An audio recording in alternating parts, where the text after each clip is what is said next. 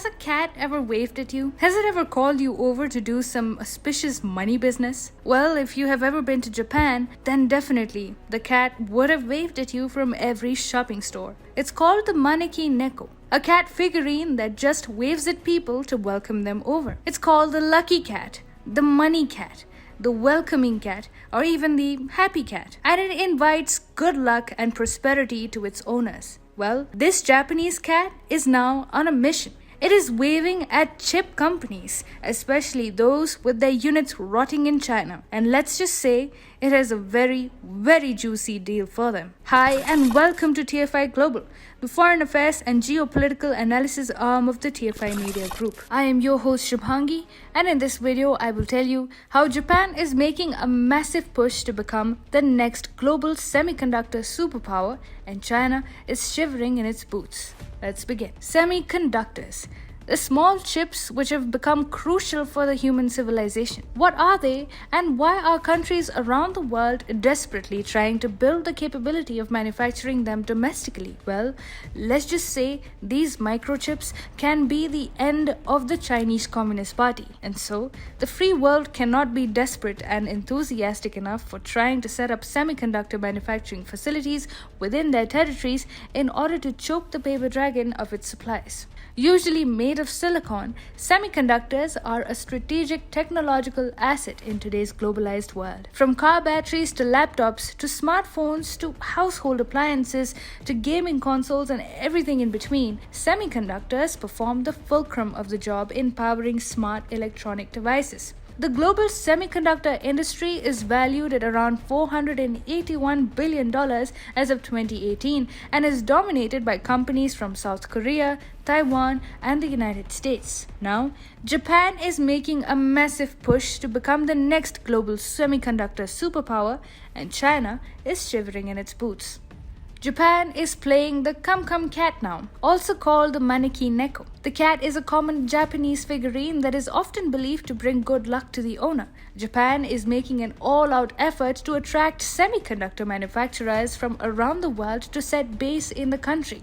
According to Bloomberg, Japan is looking to stump up around half the setup costs of semiconductor factories built in the country and attract US manufacturers as it looks to shore up its chip supplies. On Friday, Japan's Prime Minister made a bold move by announcing a massive 56 trillion yen or $490 billion fiscal stimulus package, a part of which will be used to lure microchip manufacturers to the country. On an immediate basis, Japan is all set to subsidize a new $7 billion chip factory in western Japan planned by Taiwan's semiconductor manufacturing company and the Sony Group. The government's immediate subsidy to TSMC is expected to be up to 400 billion yen. On Friday, Prime Minister Fumio Kishida said, TSMC has been a big topic recently for our national economic security, but it does not end there. It's important we attract US chip makers and take other action to increase possibilities for the private sector. Japan is willing to pay half the costs or more to be incurred by semiconductor manufacturers deciding to shift base to Tokyo. Currently, no legal framework exists for subsidizing the construction of new factories for semiconductors. Therefore, to allow subsidies into the microchip sector, Prime Minister Kishida's government intends to submit a bill to the Extraordinary Diet session before the end of this year to revise related laws concerning support for companies developing technologies for the 5G high-speed, high-capacity communication standard. This is really bad news for China. Like any other country, for China too, semiconductors are an indispensable product.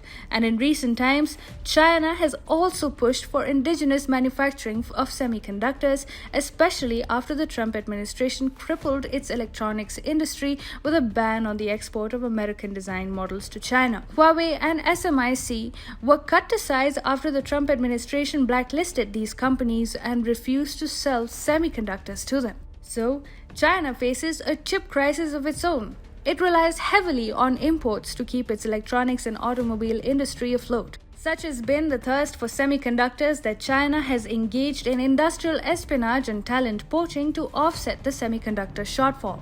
With semiconductor supply chains getting based out of Japan, Beijing's crisis is only set to worsen. Meanwhile, the Quad and India are just adding fuel to the fire.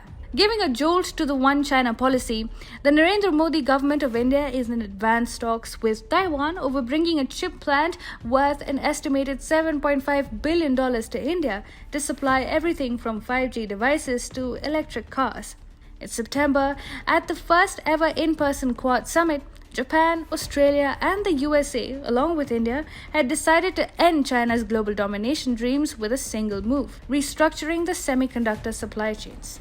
Nikkei reported that a draft joint statement suggested that the four nations are likely to confirm that quote-unquote resilient, diverse, and secure technology supply chains for hardware, software, and services are crucial for their shared interests. Japan has dealt a decisive and final blow to China on the semiconductor front. China will have to match up to Japan's financial commitments to semiconductor manufacturers in order to lower them. However, China faces an image crisis. No microchip manufacturer in its right mind will shift production to China. Given China's dismal economic health, matching Japan's financial aid to semiconductor manufacturers will be a new problem altogether. All in all, China has been defeated.